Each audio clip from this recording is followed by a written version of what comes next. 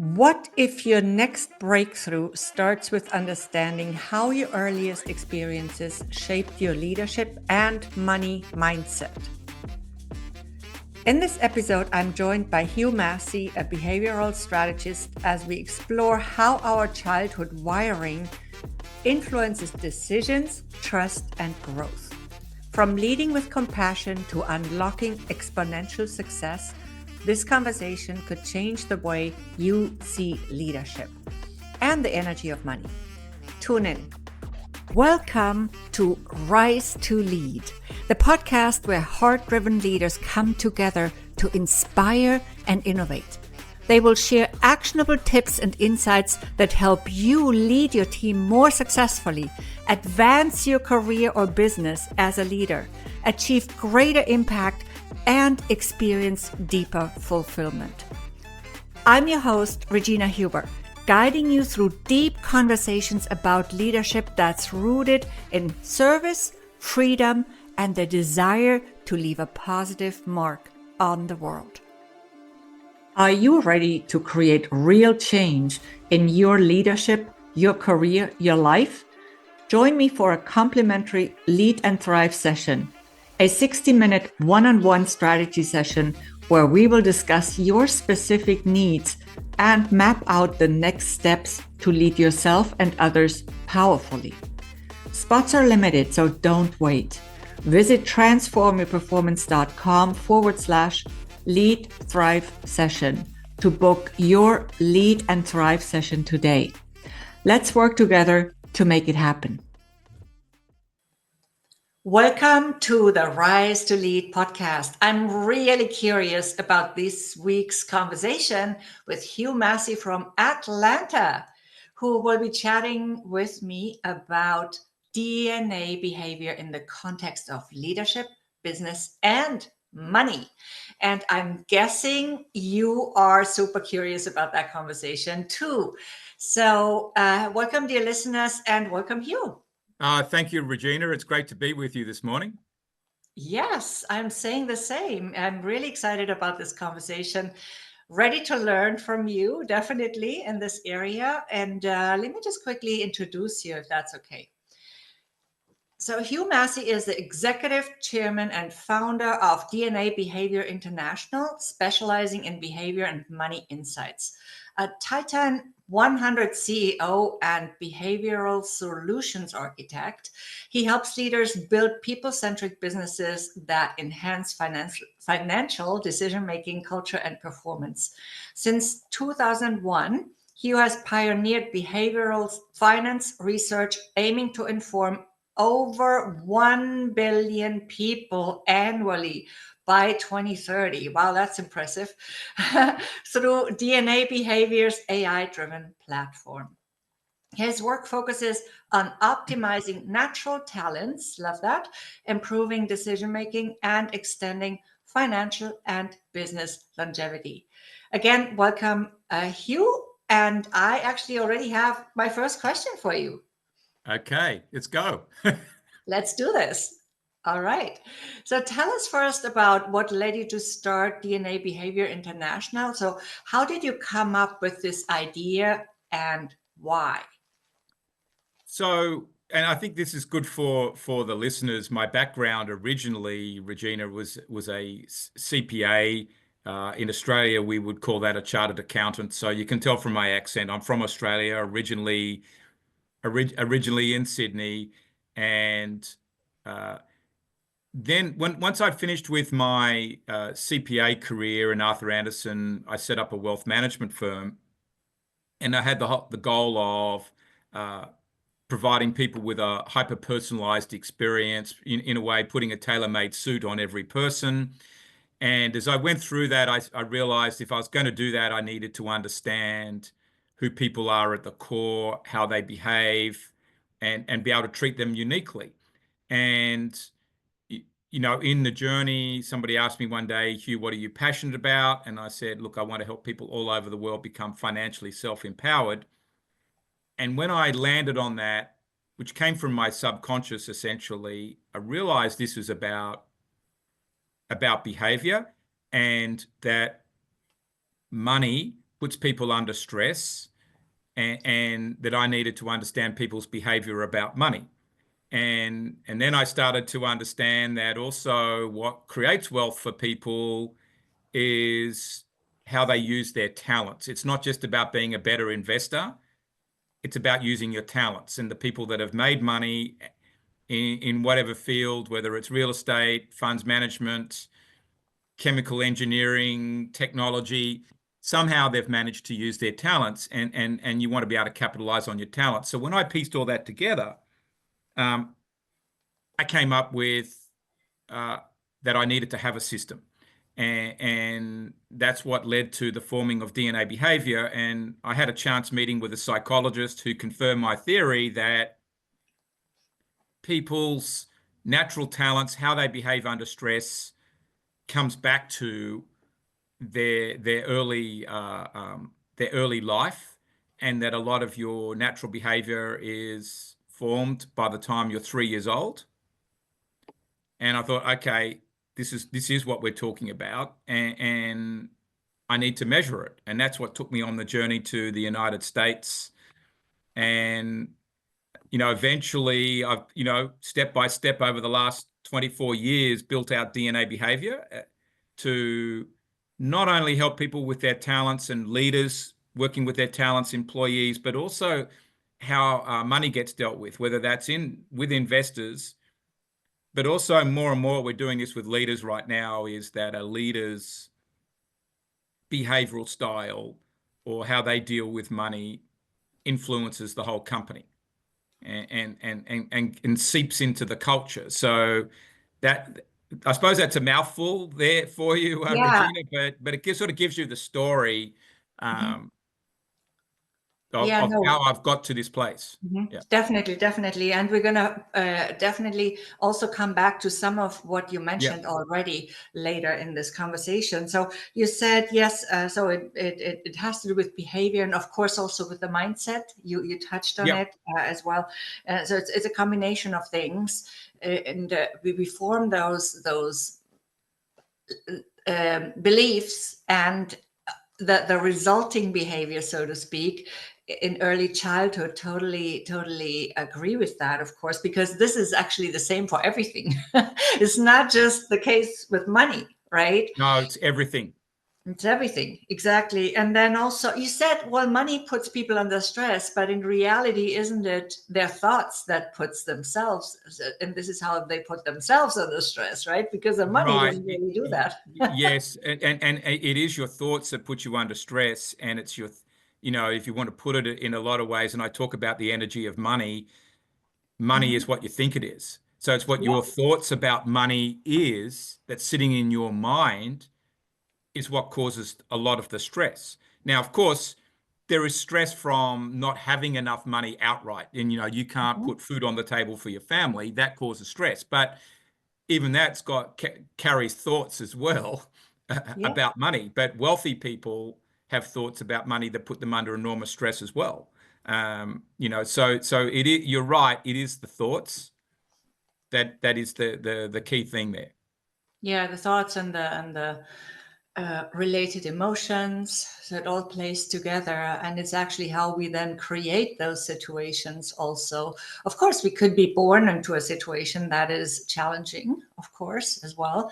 However, a lot of it we create as we move through life. Right. Right. And sometimes we don't know how we created it. And it's actually through those beliefs, which then form our thoughts and our behaviors, and through the emotions that we picked up also around money as children. Yeah, and I think it's the natural instinctive behavior, which is what we know you revert to under pressure. It comes with that is a set of life perspectives, if you want to call it that, or a set of, ways in which your thought patterns are going to work. And so therefore that drives how you process money and the decisions that around it and the environment you're in. And money just happens to be, in a way, that omnipresent subject that's always there. Yeah, I noticed, for example, Hugh, in my own case, I was walking around and walking through life with a lack mindset and a scarcity mindset with regards to money for many, many years, even when I had more Yep. money than anyone probably in my family ever had. And so, at the time at least, right? So, it doesn't really depend on external circumstances. It's what we carry around, and then that also that has us create certain experiences that we might not otherwise create. And then, of course, we can change that. And that's the good news, right? And that's why we're here Right. today. Yes, you can. You can. Exactly. You can work on that. Absolutely. Yeah. So, how then do you define an exponential mindset, and why is it important for life, and also especially in business? As we have a lot of people, of course, as listeners who are in business, either as business owners or as leaders in other businesses or as employees, doesn't really matter. Yeah, so I talk a lot. I talk a lot about, an exponential mindset and making a quantum leap, in your life. And I suppose you could look at an exponential mindset is think of it over a 10-year period. Can you multiply yourself or your performance 10 times? So go from one to a billion. And so I talk to people a lot, Regina, about if you want to build a bigger business, have enormous impact out there in the world, then how do you impact a billion people? And that's really what I'm talking about in terms of the exponential mindset is how can you package something up, if you want to call it that, make use of your talents, strengths, so into a business, position yourself to impact a billion people. And if you do that, you're probably likely to make a lot of money. But I don't think that money is the goal for everybody that does that. And certainly it's not for me. I think it's how do you have that human impact, and then the financial model sort of sits behind that, or comes with that if you do it responsibly. And so that's what I'm trying to coach people around is what their impact is, and the exponential impact is then set in a way setting yourself up to get growth that you would never dream of, and it's not going to be linear. I think that a lot of people work on, well, I'll improve 5% this year and then 8% next year, maybe 10%. It's a very linear growth, as opposed to at some point can you make a big jump where it might Mhm. be 100% or 200% or more or 500% in a year or for a couple of years. And that's the quantum leap. And that usually happens. You've got your mindset right. You've got a very open mind. You're open to creative ideas. You've got a belief that you can do it. You've got your purpose right. And when you get your purpose right, the right relationships come into play. And then as far as money is concerned, you are in a financial position. You may not be wealthy, but you're not tied down with so much debt and restrictions that you can't take an opportunity when it comes to you. And, opportunities don't always mean you have to have $1 million. It just means being flexible enough in your thinking and seeing, gee, I thought life was going to go this way, but suddenly this person showed up, and here's a different way of approaching things, and you jump on it. And I think I'm a testament to that. Being an accountant, accountant would think linear. Um, but my growth in my life has come from meeting people and being open to being in new situations and taking the opportunity that comes out of that. And that's really the mindset that's there. I think that too many people tie themselves up in the thought, well, I went to university and did A and B, and my family expects me to do this, and I've got, two kids on the ground, and I've got to be responsible here, which you do, but you can put a lot of restrictions around yourself that in some ways are false, that never let you make the jumps when that opportunity comes. Yes, and you know what, Hugh, I also think that some people believe that it's actually more difficult to make that quantum leap. And that's not always true, is it? I'm going to put there to people or to the listeners that it's actually probably easier. Yeah. to work on just optimizing yourself for 2x growth as opposed to 10x growth is probably harder and it's probably more boring. And if you're going to do the 10x growth, it really gets you to focus on, Regina, what is important. And there's a good book that I've read a number of times, and I actually sort of saw it on my shelf on the weekend, called Essentialism, and by a guy called Greg McKeown, and I think that's part of stripping out everything that's not necessary, all of the distractions, and all of the noise, the wrong, and the noise can be activities, but it can also be the wrong people. Getting everything bad like that, bad energy, bad noise out of the way, and just focus on what's important allows this to happen. Yeah. Yes, and with bad, what we mean here is really anything that is in the way that could be potentially be obstructive, that could potentially slow us down, right? And that's just not beneficial for the general, what we often call vibe of a business, and to even I want to say to the joy it can bring us. Right. And look, part of this is experiencing the journey, and Mhm. I think that going on the journey to doing something that's going to have enormous impact, you don't know when that impact's going to come, when that success is going to come, what's going to happen along the way, but you just got to have an open mind and be prepared to take all those experiences and look at them as part of the growth journey, that there are things for you to learn. You can't control everything out there, but you can control your response to what happens. Yeah. And I look at today, we've all got an opportunity with technology unloading itself the way it is to get on the ride, but you also need to be very clear about what that ride's going to be, to use technology in the right way or to harness it in the right way to help you. Yeah, you could send a rocket in the wrong direction. You could send the rockets in the wrong direction, or the rockets never even really fire off. So you still have to Mhm. have the right purpose and you know be building something that people need. But there is a way to do things now that is on a greater mass scale, at a much lower cost, less friction than ever before. And technology allows you to do that, but you've got to know what you're doing with it too. It's not as easy as all that, just waking up and saying, yeah, there's AI out there and let's go and do something. Is really AI, though, allows you, maybe like for our business, it's enabled us to capitalize better on 24 years of work. But Yeah, we'd done the key work. The AI without the 24 years of work would be useless. yeah. Sometimes it can be tempting or look tempting to just jump at something, Yeah. and do it really without thinking through it. So yeah, of course we shouldn't hold ourselves back. And I'm actually gonna that's my what my next question is about. Um, from your perspective, what are one or two key factors that hold people back?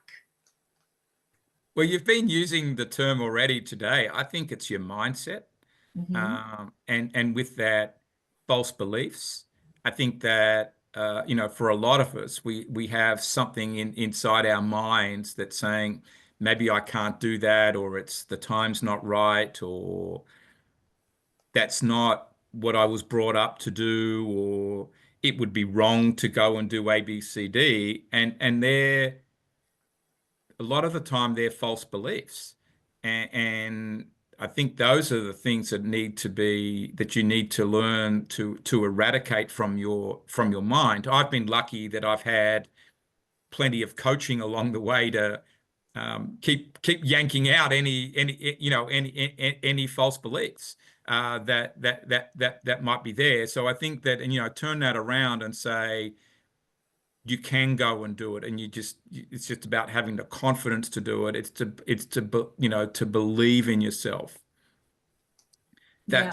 That's absolutely important. And I think one's got to trust the universe to a little bit that the right people are going to show up at the right time and help you on the way, even though the person that helps you may not be what you were expecting to happen, right? Or who you were expecting to, to show up. Yeah. So I've also now, even more recently, because I've done a ton of mindset work, of course, myself and also with my clients. And more recently, I have noticed that actually a huge portion of what's holding people back, or what is having them recreate similar reflections of the same root cause, with the same root cause, are actually undigested emotions.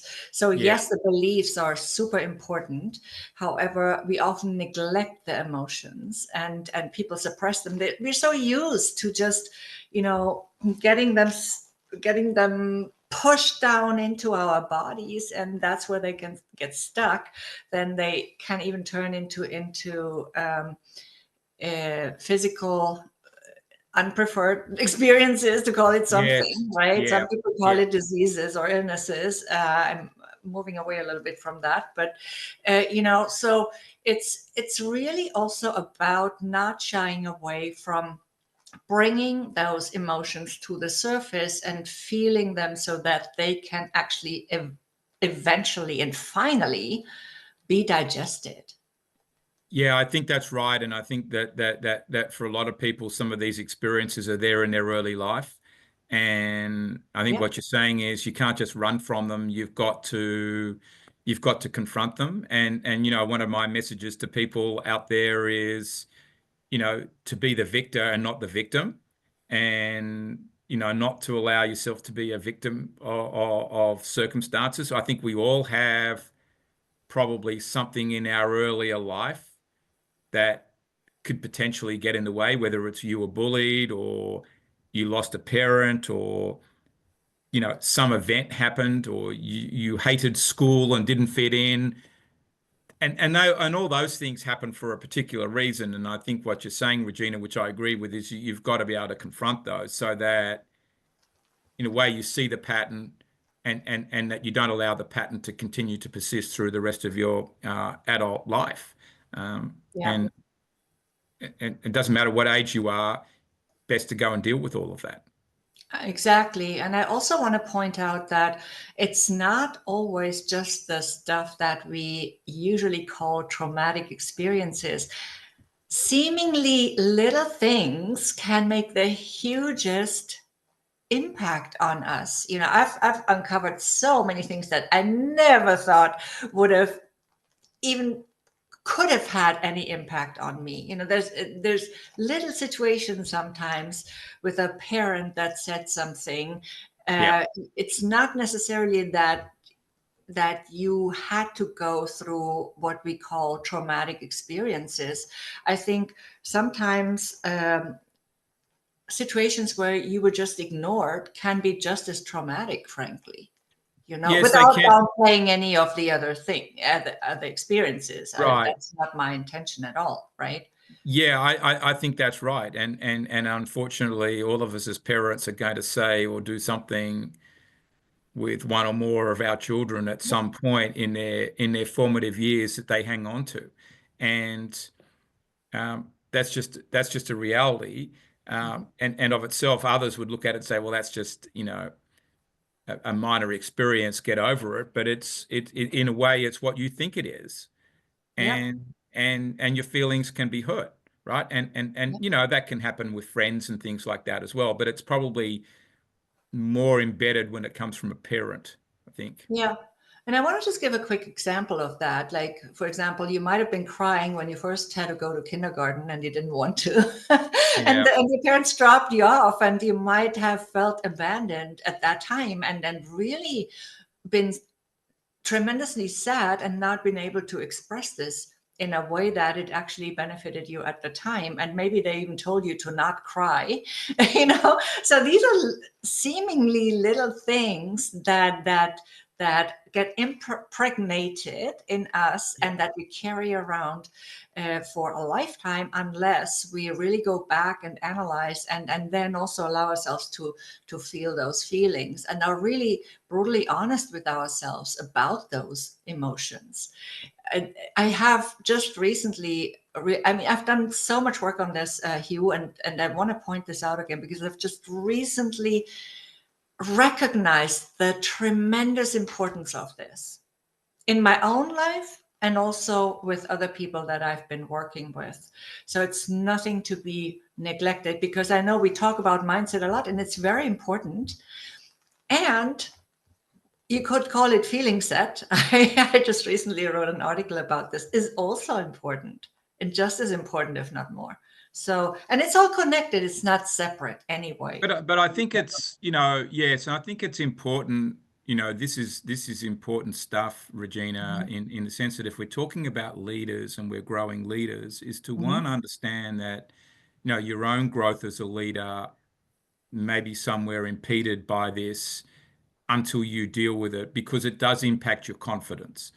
But the other part is also, leadership in my mind requires compassion. And Mhm. and and that requires the ability and the desire to want to understand other humans and how they tick, and how you can capitalize on their talents. And while one part, of course, is the work I do with DNA behavior and understanding people's hardwired talents, but you also do need to understand that, they all come from a set of circumstances, and people on your team need some understanding. And Yeah, and if you yourself have been prepared as the leader, prepared to confront yourself and address some of your own strengths, struggles, life experiences, traumas, then you're going to be better positioned to lead your people. And, exactly. and and have these discussions with them in a non-manipulative way that's going to enable trust to be built, because you can't build that level of trust with your team if you haven't gone there yourself. There's no way. Yeah, I love this. I love this, and that's why I always say self leadership comes before any leadership of others, or it should, Yeah. right? So self-awareness leads to that understanding that you mentioned. And I love that you said compassion. Thank you, thank you, thank you. And that you didn't say empathy, which I always say is just an ability in my understanding. And what we really need is compassion. Yes, that's right. And that also comes from that understanding of selves, which then allows us to understand others better and to have that compassionate attitude, actually, with others and ourselves. Right. Because, Yeah. I mean, and at the end of the day, you've got to love yourself, and if you don't love your strengths, well, the struggles come from the overuse of the strengths. But if you don't love who you are, and figure out a way to celebrate it, then you're not going to really be able to bring out the best in others. You're not going to be good in relationships, and you'll have a lot of broken relationships because of it. Now, we all end up having some relationships that peter out, but all of that can be handled way better when you're in better command of yourself. Um, yeah, absolutely. Okay, so let's talk about leaders' own behavior, financial behavior, and how this impacts the organization they lead, or even also maybe in a corporation, they lead a department, a division, a team. It doesn't yeah. really matter, right? So, so I'll break it down into a couple of levels. Mhm. At the high level, there's some of us in the world, and I'd be one of them.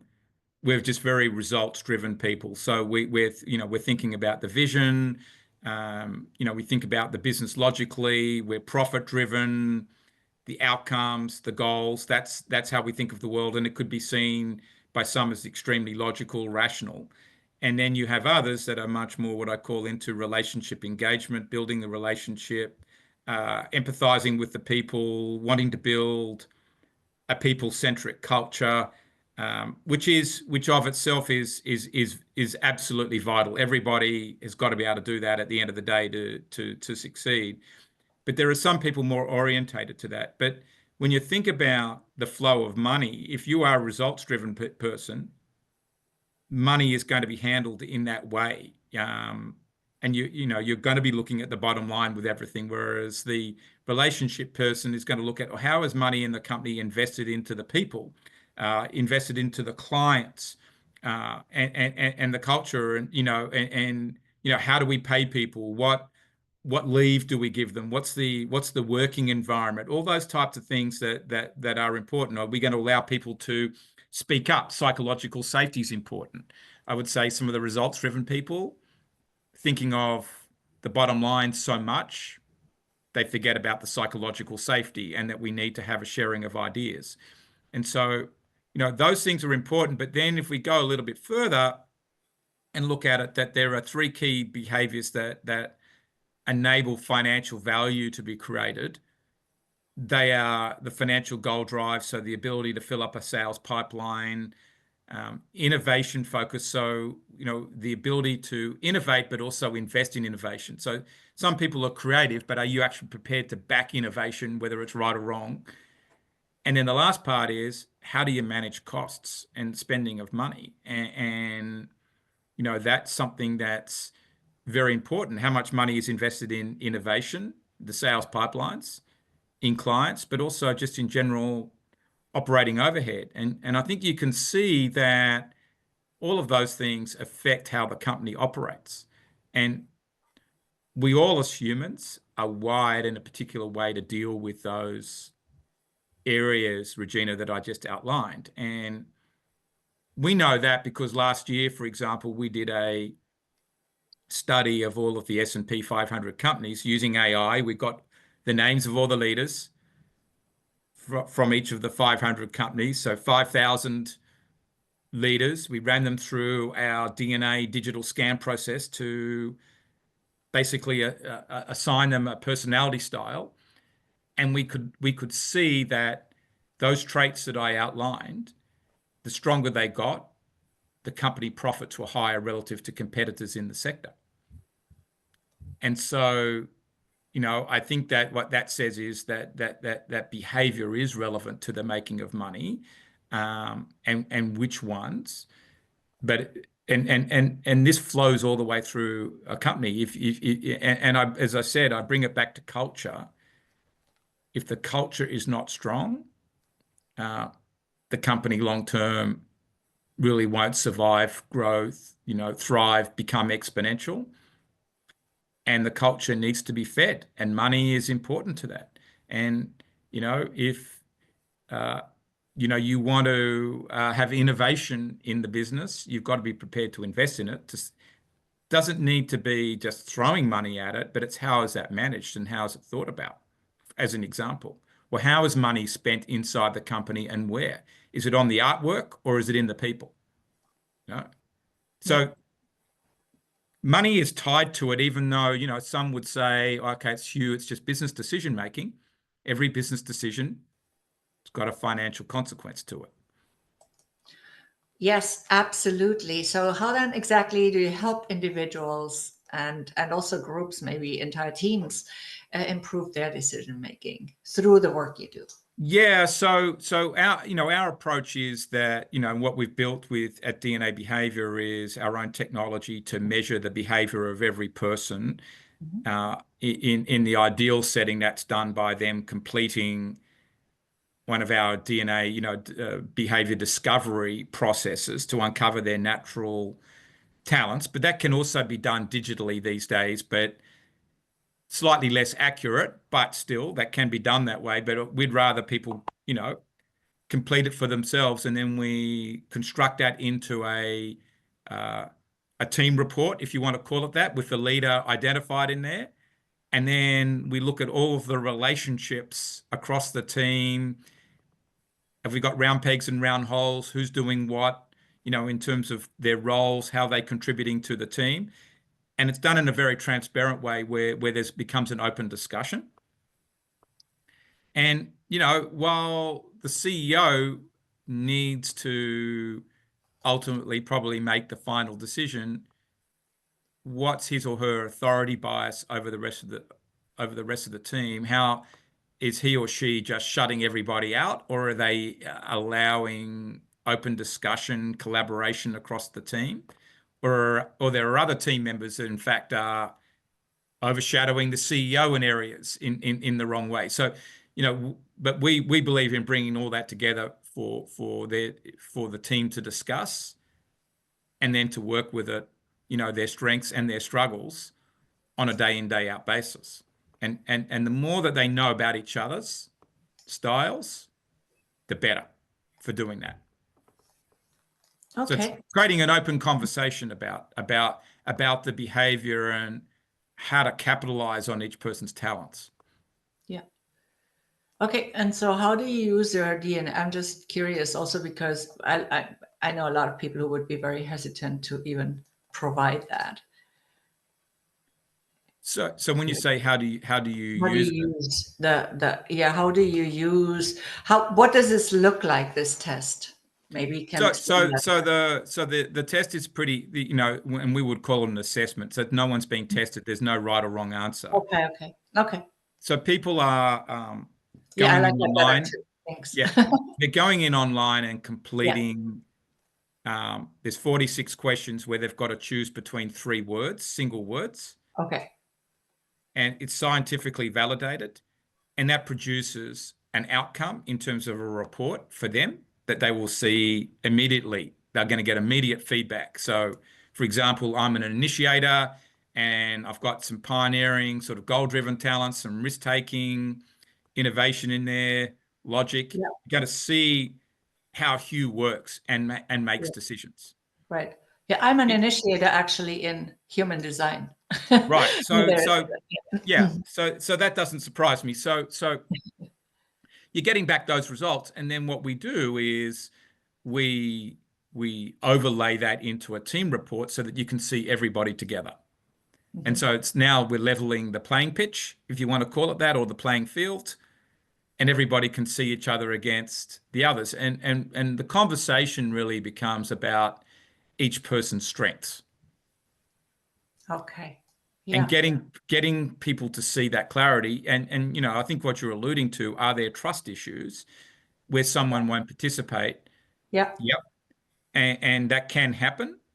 And usually though, those people are already problematic for the team or the business, and there's got to be a discussion about their future, because if you're not going to be mutual about this and be prepared to openly share and discuss, and you're going to be a blockage as far as trust is concerned, there's probably a lot of other issues. Okay. Yeah. So I was And just that curious starts with the whether leader. it comes up or not, because sometimes, yeah. Uh-huh. This all starts with the leader, and my conversation with the Mhm. leader up front is, and that's usually with the CEO, is if you're not prepared to go through this for yourself and openly share your reports with the team before they go through it, then don't expect them to do it, right? And Yeah. don't expect to get a team working harmoniously if you're not going to step up as leader and go first in this. That's absolutely key. And this is really we call it knowing me, knowing you, but this is really about them building psychological safety in the organization. And Right. that starts with the CEO, not with head of HR or somebody lower down. That's at the top. You've Right. Or got to they want to might build want that culture. yeah. Yeah. Or they might want to do it because they think they have to, but then they might try to manipulate it. Although I don't know how easy that would be, and Yeah. how and how much sense it would even make. But we know that this could happen, right? So what you just said is very important to. And it gets back to your mindset. What have you got fears about? If you're the CEO, what have you Yeah. got fears that are deep rooted that you need to deal with? And Mhm. maybe, part of it is that the CEO needs coaching work before there even gets to be a team session. Yeah. This is not just everybody get profiled and throw the information out there. It's a Yeah. carefully guided process that starts at the top. And so if the CEO is not prepared to be open book, address his or her strengths, struggles, fears, then it shouldn't go any further because it's only going to make matters worse. Um, Right. but that's also going to tell you a lot about what other problems potentially are sitting inside the company. Right. Absolutely. So I have one more question for you, and Yeah. that's around the money energy. So what makes it so unique, so powerful, potentially, and what's your take on that? Well, money energy is, the energy of money is very powerful, and Mhm. it's across all of our lives on a 24 by 7 basis. It's omnipresent. And I think, as I explained earlier a little bit in our conversation, Regina, money can be seen as a currency. How Yeah. much you've got in the bank, what have you got invested, if you sort of looking at it in that tangible way. Mhm. Money is behavioral. So money in the sense is, what do you think money is? What's your perspective on it? For some, like me, money is to be used for building businesses, life experiences, educating kids. For others, it's about security of the family. Yeah. Um, It touches on everything, on every area of our lives in a yeah, way. but we all, as humans, because we're all Mhm. different, think about it differently, and the same Yeah. situation involving money differently. Some think, okay, I've got to spend some taking money on taking these people out to dinner tonight because that's going to be good for me later on. And others would say, we'll all go and share the expense. And Right. and and and they've got a different mindset to that. It's who we are, right? And then there's the energy of money. It's about what are you thinking consciously and subconsciously, 24 by 7 about money. Money is not just working for you 24 by 7 if you've got some savings. It's in your thoughts, positive and Mhm. negative. And in a way, you're going to bring that to life in some way. And that's gets back to our mindsets that we talked about before. If you've got a positive attitude about money, its role in your life, what it can do, and how your relationship to other people about money, then positive things are likely to happen.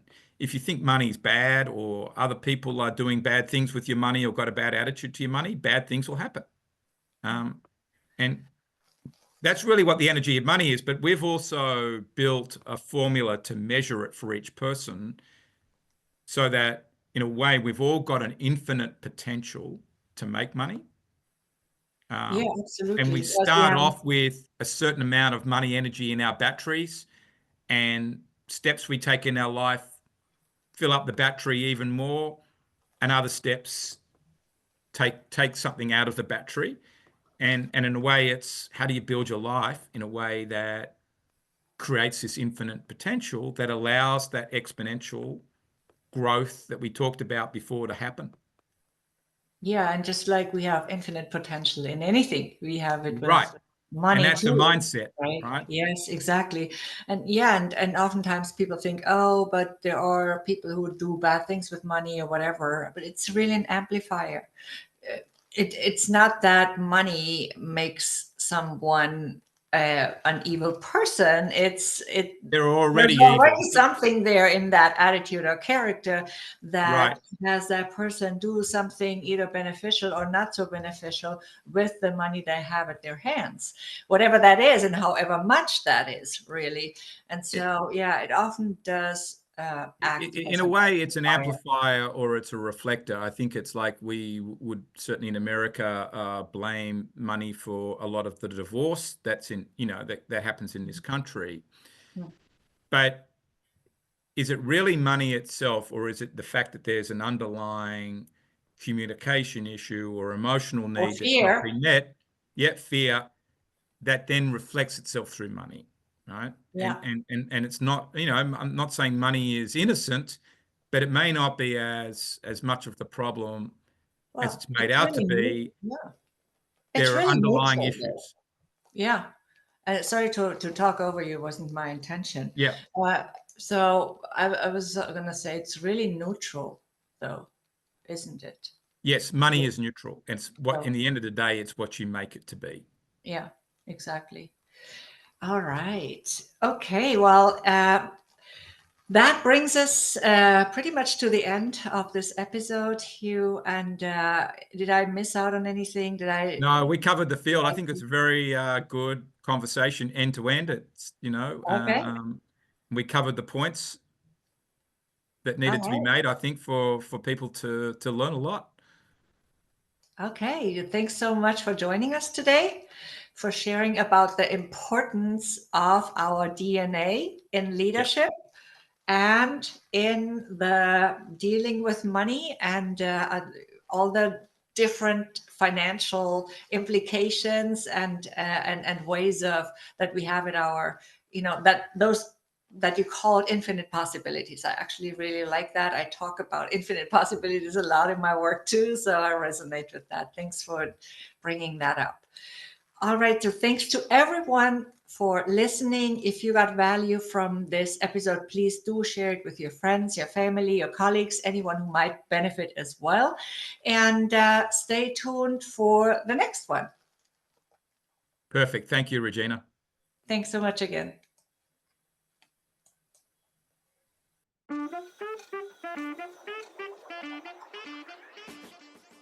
Thank you for tuning in to Rise to Lead.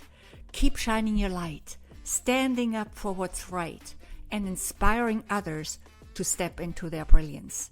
If you like this episode, please give it a 5-star rating and subscribe to the Rise to Lead podcast on your preferred podcast app. Until next time, it's Regina Huber, and in the meantime, remember to rise to lead.